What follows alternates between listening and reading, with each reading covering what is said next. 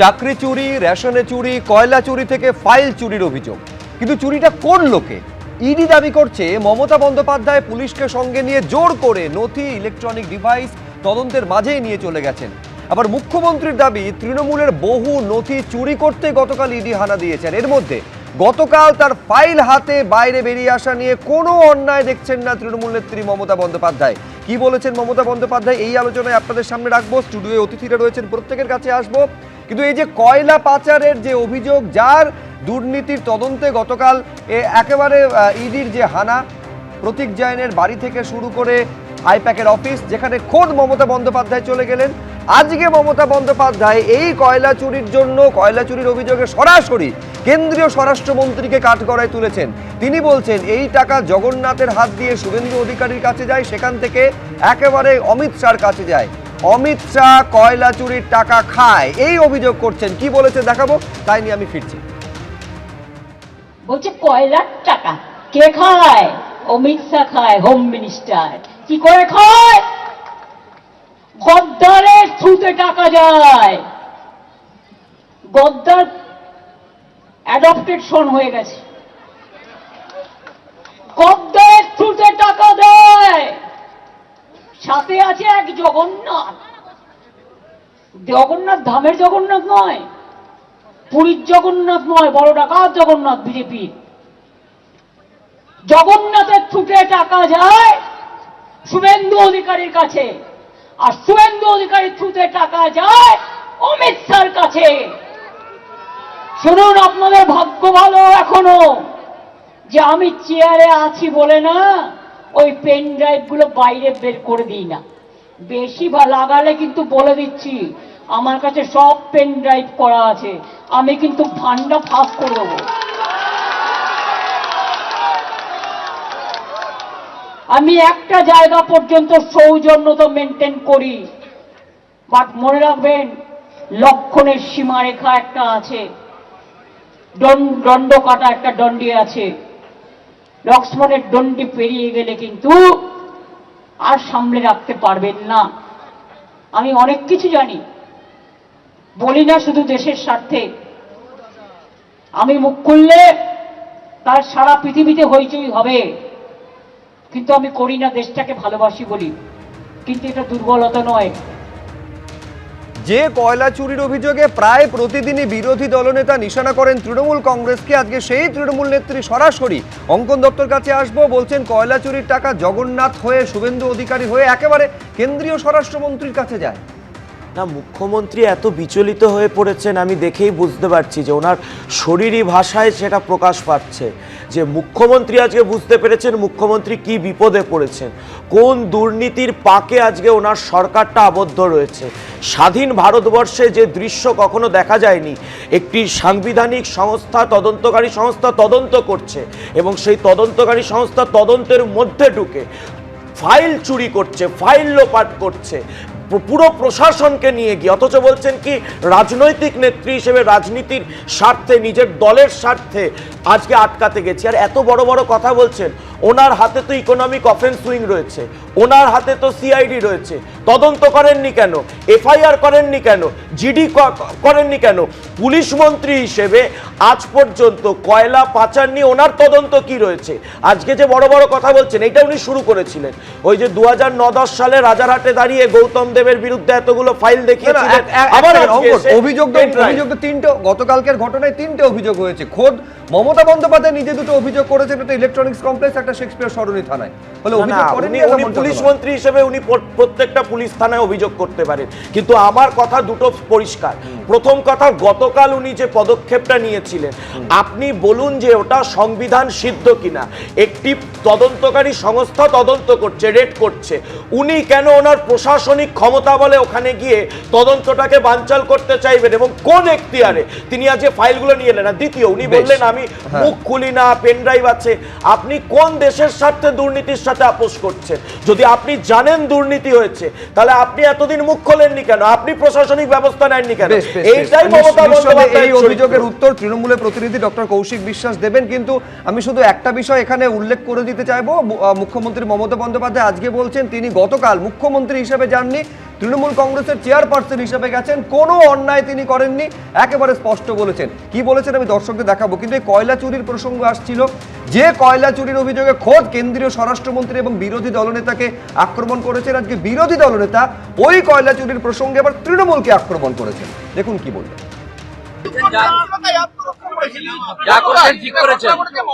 ওনার বাড়ি নাকি তৃণমূলের অফিস, আইপ্যাকের সঙ্গে ওনার চিটাগুড়ের কি ব্যবসা আছে? কি ব্যবসা আছে? আগামীর নির্বাচন চোরেদেরকে বিসর্জন দেবে জনগণ রেডি। বালি চোর, কয়লা চোর, এখানকার বাথরুম থেকে ঘর সব চুরি করেছে। গরু হাঁটিয়ে হাঁটিয়ে নিয়ে যায় ঝাড়খণ্ড থেকে এখান দিয়ে রাস্তা দিয়ে, প্রতিবাদ করতে গেছিল, আপনার পিছে দিয়ে চলে গেছে। প্রত্যেক গরুর উপরে ছাপ লাগিয়ে 2000 টাকা করে পার গরু টাকা নিয়ে কালীঘাটে থাকে। ডক্টর বিশ্বাস, দেখুন, গতকালকের ঘটনায় আমাদের তৃণমূল কংগ্রেসের সর্বভারতীয় চেয়ারপারসন শ্রীমতী মমতা বন্দ্যোপাধ্যায়, আমাদের সুপ্রিমো, গিয়েছিলেন আইপ্যাকের অফিসে, যারা আমাদের রাজনৈতিকভাবে কন্ট্রাকচুয়ালি আমাদের সঙ্গে অঙ্গীকারবদ্ধ, বহু কাজ আমাদের একসঙ্গে হয়, সেটা বিজেপির ইলেকশন ডিপার্টমেন্ট মানে ইডির ফাইল চুরি আটকাতে। বিজেপির এই ষড়যন্ত্রটা হচ্ছে তাদের হতাশার শেষ ধাপ। প্রথমে তারা কি করলো, টাকা আটকালো, দেখলো কিছু করা গেল না, তারপর বাঙালি পেটালো, তাতেও কিছু করা গেল না, তারপর এসআইআর করলো, তাতেও কিছু করা গেল না। কালকে ইডির উদ্দেশ্য একটাই ছিল, আমি আপনাদের বলছি, না না, ওটা বিজেপির ইলেকশন ডিপার্টমেন্ট, এই ভুলটা করবেন না, ওটা বিজেপির ইলেকশন ডিপার্টমেন্ট। তারা গিয়েছিল আমাদের BLA 1 BLA 2 দের লিস্ট নিতে, তারা গিয়েছিল আমাদের 81+12 93,000 বুথে যারা আমাদের সম্ভাব্য পোলিং এজেন্ট তাদের লিস্ট নিতে, আমাদের যে ক্যান্ডিডেট প্রোফাইলিং হয়েছিল প্রত্যেকটা কেন্দ্রের সেই গুরুত্বপূর্ণ নথিগুলো হাতাতে গিয়েছিল। আচ্ছা সুব্রজিৎ, আপনি বলুন তো, আপনার বাড়িতে যদি আপনার এবং আপনাদের এই অভিযোগের ভিত্তি কি, তার কারণ ডাকাতিটা আপনি আটকাতে যাবেন না গৃহস্বামী হিসেবে? অভিযোগের ভিত্তিটা কি? তার কারণ ইডি তরফ থেকে যেটা বলা হচ্ছে সেটা হচ্ছে কয়লা পাচারের টাকা হাওয়ালার মাধ্যমে গিয়েছে, 20 কোটি টাকা সেটা আইপ্যাকের যে অফিস গোয়াতে সেখানে গিয়েছে।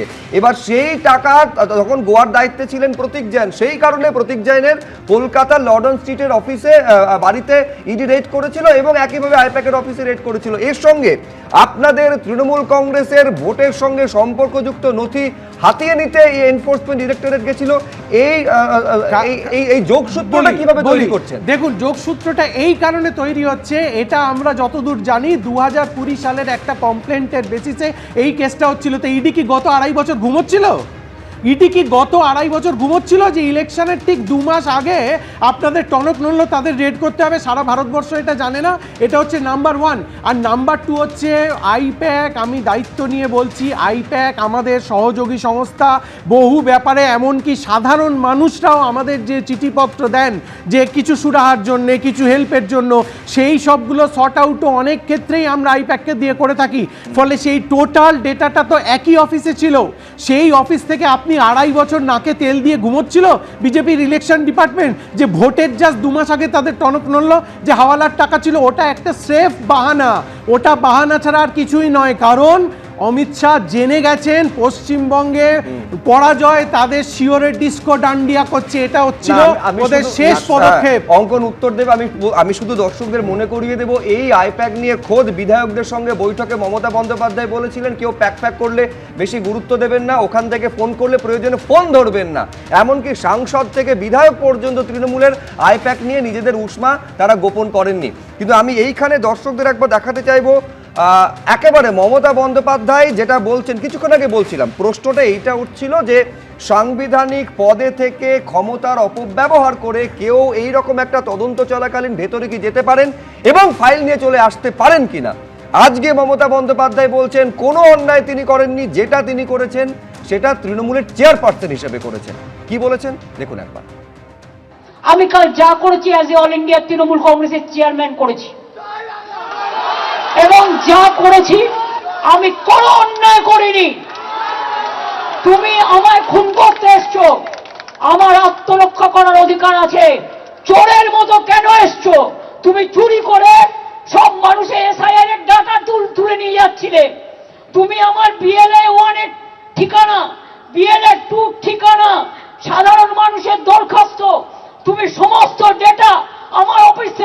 করছিলে যে আইপ্যাককে আমরা অথরাইজ করেছি। তোমরা তো 6টা থেকে ঢুকেছো, আমি তো গেছি 11:45-এ, 5.5 ঘন্টার সবই তো চুরি করেছো, বাকি কিছু রেখেছো? আমি খবরটা শুনেছিলাম, কিন্তু আমি ভাবলাম হয়তো কথাটা বলতে এসছে। তারপরে আমি প্রতীককে ফোন করলাম, দেখলাম ফোনটা ভিজে যাচ্ছে, ফোনটা ধরছে না। তখন আমার একটা সন্দেহ হলো, আরে পার্টি সব নিয়ে পালাচ্ছে না তো? মানুষকে আমি ভালোবাসি যেমন, জোড়া ফুলটাতেই তো আমরা দাঁড়াই। তা জোড়া ফুলটা যদি রক্ষা না হয়, পার্টিটাই যদি রক্ষা না হয়, তা মানুষের জন্য লড়াইটা করবো কি করে? একটা তো প্ল্যাটফর্ম দরকার। ভুলে গেছে বিজেপির এই কান কাটা দলগুলো, নরেন্দ্র মোদীর সাথেও এরা একদিন কাজ করেছে, তখন প্রশান্ত কিশোর ছিল, এখন মালিকানা বদল হয়েছে। আমাদের একটাই সবেধন নীলমণি, আর বিজেপির তো কয়েক কোটি কোটি কোটি টাকা আগে খেতে হতো না, একটা বিড়ি দিলে 3বার টানতো হয়তো। আর আজ দেখুন কত অহংকার, বাবরে রণরঙ্গবাজি আসছে। দাঙ্গাকারীরা আজকে ক্ষমতায়, আর দাঙ্গাকারীদের যদি ক্ষমতায় থাকে তো তাদের কাছ থেকে আপনি কি আশা করেন?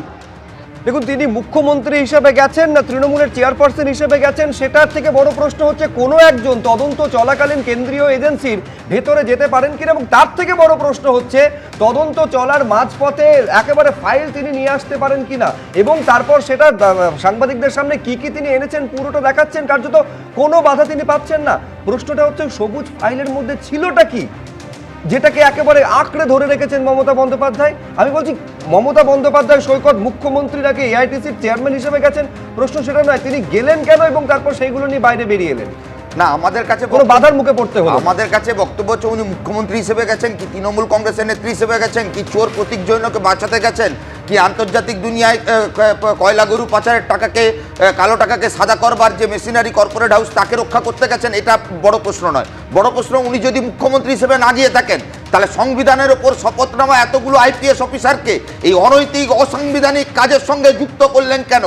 আরজি করে নির্যাতিতার লাশ পাওয়ার পর ওই জায়গাটা প্রোটেকশন করবার জন্য আইপিএস অফিসার খুঁজে পাওয়া যায়নি। ওএমআর সিটগুলো যখন এসএসসি অফিসে জ্বালিয়ে দেওয়া হয়েছিল তখন একবার রক্ষণাবেক্ষণের কথা মনে পড়েনি। আর আজকে বেনামে ভাইপোর নামে কোম্পানি চালানো আইপ্যাক, যে আইপ্যাক ত্রিপুরা গোয়াতে কয়লা পাচারের টাকা নির্বাচনে ব্যবহার করেছে, তাকে বাঁচাতে রাস্তায় নেমেছেন। ওই যে বারে বারে বলছেন না লক্ষণ রেখা, কি লক্ষণ রেখা? সেটিং এর লক্ষণ রেখা বলছেন। আসলে এতদিন ধরে তো এই সেটিংটাই তৃণমূলকে বাঁচিয়ে রেখেছে। নাড্ডার গাড়িতে আক্রমণ হয়, বিজেপি কিছু করে না। বেলেঘাটে বিজেপি কর্মী খুন হয়, তৃণমূলের নেতা ধরা পড়ে না। তেহেলকা কেলেঙ্কারির নায়ক, ব্যাপনের নায়করা এ রাজ্যে এসএসসি নিয়ে কথা বলে না। এই রাজ্যে কয়লা দুর্নীতির এত তথ্য যদি মাননীয়ার কাছে থাকে, কেন শুভেন্দু অধিকারীর বিরুদ্ধে ব্যবস্থা হচ্ছে না? আমরা তো এই কথাই বলছি। আপনি যেমন শুভেন্দুর বিরুদ্ধে ব্যবস্থা নিচ্ছেন না, তেমন বিজেপি অভিষেকের বিরুদ্ধে ব্যবস্থা নিচ্ছে না। দিদি এবং দাদা হাতে হাত মিলিয়ে গতকালকে যাত্রাপালা করলেন, ইডি দাঁড়িয়ে দেখছে কেন তৎক্ষণাৎ গ্রেপ্তার করা হয়নি? মাননীয় মুখ্যমন্ত্রী নাগরিক, একটা দলের মাথা, তিনি গিয়ে ফাইল নিয়ে চলে আসছে। ইডি কি করছে? অর্থমন্ত্রক কি বিবৃতি দিয়েছে? ইডি কেন এফআইআর করেনি? আজকে এতদিন ধরে 2.5 বছর ধরে কয়লা পাচারের টাকা আইপ্যাক ব্যবহার করছে, কেন আইপ্যাকের আসল সত্য সামনে আসবে না? 2.5 বছর ধরে মানুষের সামনে এই বিড়ালের রুমাল দেখানোর মতন বারে বারে গল্প সামনে আনা হয়। কোন তদন্তটা সামনের দিকে এসছে?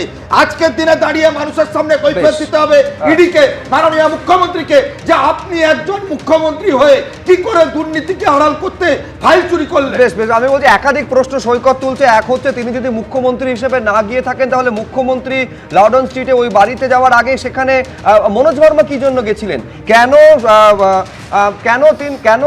সল্টলেকের যে আইপ্যাকের অফিস সেখানে মুখ্য সচিব সিএস নন্দিনী চক্রবর্তী গেছিলেন তিনি যদি মুখ্যমন্ত্রী হিসেবে না গিয়েই থাকেন? আর পাশাপাশি এই প্রশ্নও থাকবে যে পেন ড্রাইভ বাইরে বের করি না, চেয়ারে আছি বলে ভাগ্য ভালো, বেশি কথা বললে ভান্ডা ফাঁস করে দেবো বলছেন মমতা বন্দ্যোপাধ্যায়। কেন ফাঁস করছেন না, কেন সামনে আনছেন না? দুর্নীতির প্রবণ যদি থেকে থাকে সেই দুর্নীতি তো তদন্ত হওয়া দরকার। কিসের সঙ্গে আপোষ করা হচ্ছে? প্রশ্ন নিঃসন্দেহে বিরোধীরা এই প্রশ্নগুলো তুলছে, যেটা আমরা এই আলোচনাতেও তুলবো, সঙ্গত কারণে তুলবো। দেখুন, আইপ্যাকের অফিসে এবং আইপ্যাকের কর্ণধারের বাড়িতে যে ইডি রেড তা নিয়ে জোড়া মামলা হয়েছে কলকাতা হাইকোর্টে। একটা করা হয়েছে তৃণমূল কংগ্রেসের তরফে এবং আরেকটা করা হয়েছে এনফোর্সমেন্ট ডিরেক্টরেটের তরফে। ইডির করা মামলা, যেখানে এইটা অভিযোগ করা হচ্ছে যে মুখ্যমন্ত্রী বাধা দিয়েছেন, যে কারণে কিছুই বাজেয়াপ্ত করা যায়নি। অন্যদিকে তৃণমূলের তরফে বলা হচ্ছে যে দলীয় যে সমস্ত তথ্য রয়েছে 26শে নির্বাচনকে সামনে রেখে একাধিক সংবেদনশীল তথ্য, স্ট্র্যাটেজিক কিছু ইনফরমেশন, সেগুলো একেবারে হাতিয়ে নিয়েছে, হস্তগত করেছে ইডি, যেগুলোকে ফেরত দিতে হবে, কোর্টের তত্ত্বাবধানে রাখতে হবে, কোনোভাবে ইডি ব্যবহার করতে পারবে না যতদিন না মামলার নিষ্পত্তি হচ্ছে।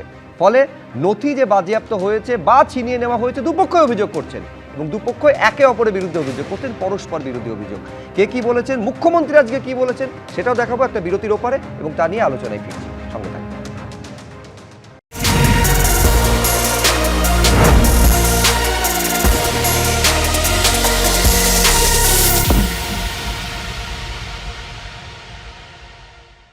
এবিপি আনন্দ, এগিয়ে থাকে, এগিয়ে রাখে।